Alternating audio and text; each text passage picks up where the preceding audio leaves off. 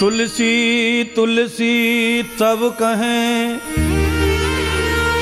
और है तुलसी बन की घास, जा पर कृपा सतगुरुदेव की वही बनते तुलसीदास। तुलसीदास बहुत पढ़े लिखे व्यक्ति नहीं माने जाते समाज में। अगर तुलसीदास बहुत पढ़े होते तो रामायण को संस्कृत में लिखते, अपनी लोकल भाषा में रामायण का लेखन नहीं करते। अच्छा बोलिए, आप ही बताओ, अगर छत्तीसगढ़िया भाषा में ग्रंथ लिख दिया जाए, उसे राजस्थान के लोग कैसे पढ़ेंगे, पंजाबी लोग कैसे पढ़ेंगे, उसे हरियाणवी लोग कैसे पढ़ेंगे, यूपी के लोग कैसे पढ़ेंगे? मतलब यह है कि आपका ज्ञान विस्तार नहीं करेगा। पर स्वामी गोस्वामी जी ने तो अपनी भाषा में, लौकिक बलिया की भाषा में लिखा हुआ है रामायण को, पर हिंदी का स्पर्श है उसमें, इसीलिए उसे उत्तर भारत के राज्यों में पढ़ा जाता है, समझा जाता है, सुना जाता है। अगर वो तुलसीदास मार्मिक थे, तपस्वी थे, संत थे, भगत थे और तार्किक थे, उनकी बुद्धि में तर्क था, वो हर चीज सीखते थे। पत्नी ने डांटा, फांसी लगा के भी मर सकते थे, पत्नी ने अपमान किया है, पर क्यों नहीं मरे? क्यों? जिस व्यक्ति को तर्क है वो व्यक्ति हर चीज में से अच्छा ही निकालता है। पत्नी ने इतना अपमान किया तुलसीदास जी का, वो भी मायके में। शादी के बाद दूसरी बार कोई ससुराल जमाई जावे और वहां पत्नी घर के बाहर से सीढ़ियों से वापस कर दे, भाग यहां से। मुझे नहीं लगता कि आदमी पत्नी को रखेगा और ससुराल कभी जाएगा। तुलसीदास जी ने निश्चय कर लिया, पत्नी ने आंखें खोल दी। हाँ, इतने आशिक, इतनी तृष्णा अगर तुम्हारी इस स्त्री में है जो चमड़ी और मांस और मलमूत्र का डिब्बा है, अगर इससे आधी भी तृष्णा तुम्हें राम में होती तो आज तुम्हारा कल्याण हो जाता। पत्नी ने ऐसा कठोर शब्द कहा, पर परम सत्य शब्द था ये महाराज, सच में सही बात। हड्डियों की स्ट्रक्चर पर मांस लपेटकर चमड़ी ऊपर से सिल दी भगवान ने। इतने शरीर के लिए ही दुनिया दीवानी है, धर्म कर्म इज्जत बेइज्जत सब खत्म है।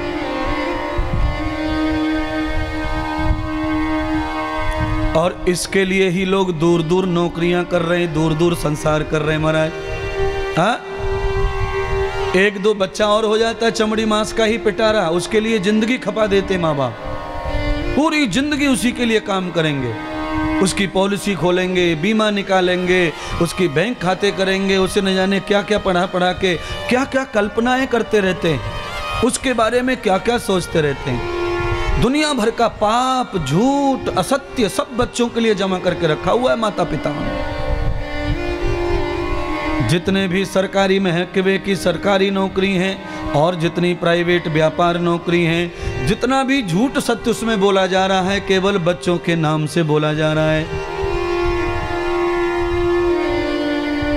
बच्चों की फीस बड़ी है, बच्चों के खर्चे बड़े हैं, बच्चों के लिए ये करना है, बच्चों के लिए वो करना है, 2 बच्चे हो गए, तीसरा बच्चा ऐसा हो गया।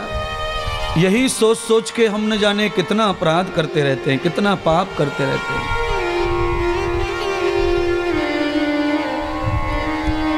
एक छोटे से राज्य का एक राजा था। उस राजा के 3 कन्याएं। राजा बहुत प्यार करता कन्याओं से। एक दिन राजा ने अपनी 3 कन्याओं को आसन पर बिठाकर तीनों से पूछा, बड़ी पुत्री से पूछा, बेटे ये बताओ कि आप किसका खाती हो? तो कहा पिताजी मैं तो आपका खाती हूँ। बीच वाली से पूछा, कहा पिताजी मैं भी आपका खाती हूँ। सबसे छोटी कन्या से पूछा तो उसने कहा मैं तो मेरे भाग्य का खाती हूँ। पिताजी हो गया नाराज, क्योंकि संसार में स्तुति बहुत प्रिय है संसार के प्राणियों को।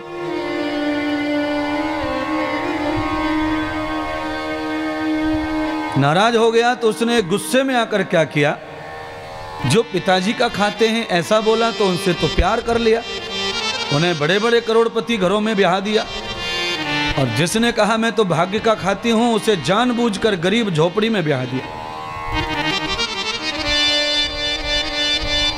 थोड़े समय के बाद 5 वर्ष गुजरे। जिन्हें अरबपतियों के घर में ब्याह दिया वो रोडपति हो गए महाराज। दोनों लड़कियां माता पिता के घर आके रो रो के घर भर रही हैं। किसी का पति जुहारी हो गया, किसी का पति शराबी हो गया, किसी का अनर्गल हो गया, और कैसे करके क्या क्या नुकसान हो गए। किसी के पास रहने खाने की सुविधा समाप्त हो गई।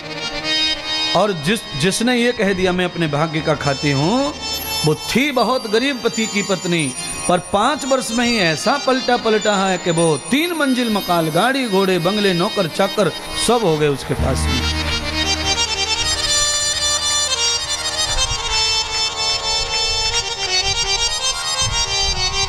आपके कहने के अनुसार, आपको समझाने के लिए छोटा सा दृष्टांत मुझे कहना पड़ा है।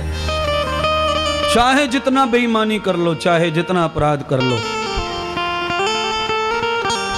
कितना भी बच्चों के लिए बंगले गाड़ी घोड़े खरीद लो, उसका तुम्हें कोई नंबर मिलने वाला नहीं है महाराज। एक भी नंबर नहीं मिलेगा। और मेरी गारंटी है महाराज, जितने लाख रुपए महेंद्र जी आपने खर्च किए, अगर ये इतने लाख दोनों बच्चों में और बेटी में बांट दिए जाते तो आपको 1 नंबर समाज से नहीं मिलता। और आपने उनके हिस्से को, अपनी कमाई को भगवान के चरणों में अर्पण कर दिया तो पूरा जिला आपको नंबर पे नंबर दिए चले जा रहा है महाराज। यस्यम धर्मो प्रपन्नम लक्षणम धनो प्रियाः। धन धर्म के रास्ते जब चलता है तो बहुत नंबर दिलवाता है, और धन जब विनाश के मार्ग पे चलता है तो कैसे नंबर मिलेगा है? औलाद के लिए धन को जमा करना मतलब विनाश के रास्ते पे ले जाना है। अब आप कहेंगे महाराज तुझे दे दें क्या? नहीं, इंद्र देवेश्वरानंद को किसी के भी धन की आवश्यकता नहीं है। ये गुलाबी कलर की हथेलियां देख रहे हैं ना, काली क्यों नहीं है? क्योंकि इन्होंने आज तक पैसे को छुआ नहीं है, आज तक जरूरत नहीं है। करोड़ों रुपए का आश्रम महाराष्ट्र में है, लंबा चौड़ा विशेष विशाल। हम तो सोते नहीं, वहां रहते ही नहीं, तो हमें क्या जरूरत है तुम्हारे पैसे की।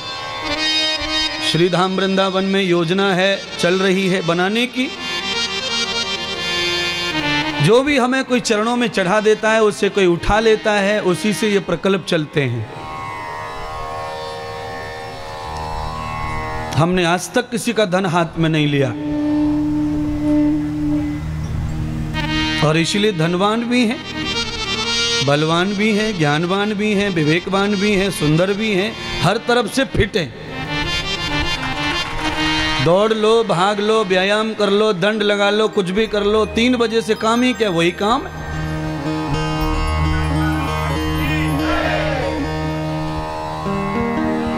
चालीस चालू हो गया 2 फरवरी से।